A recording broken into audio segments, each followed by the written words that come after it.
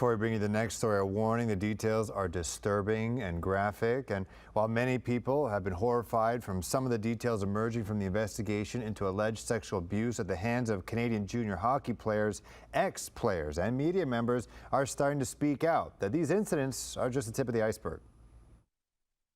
When 16-year-old Brady Leavold signed on to play in the Western Hockey League, he didn't know his toughest opponents would be his teammates. Moving away from home was a challenge.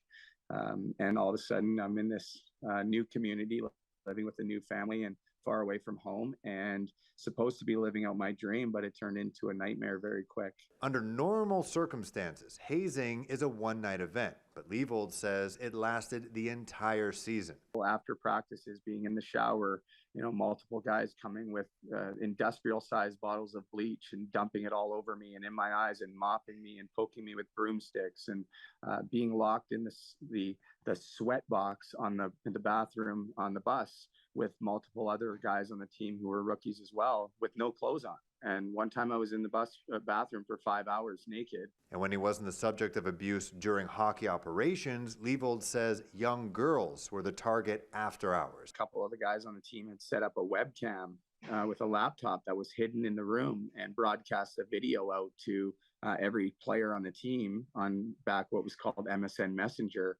And, so now there's 8 rooms of players, all 4 or 5 in a room, whatever it was, watching what's going on in the room. And this girl had no idea she was being recorded. And that's criminal. Whether it was abuse he or girls sustained, Leavold says fear kept his pain hidden inside. People are scared to talk about this because what kind of ramifications is it going to have on your personal life, on your career? After just a couple seasons, it was just too much. I did not handle it very well. I became suicidal. I ended up quitting the Western Hockey League on multiple different occasions. Tieja MacLaughlin, who worked at every level of hockey as a reporter for a decade, says the things Leavold experienced aren't unique to the sport. I grew up in a hockey family. I grew up in this world, and then I went on to work in it.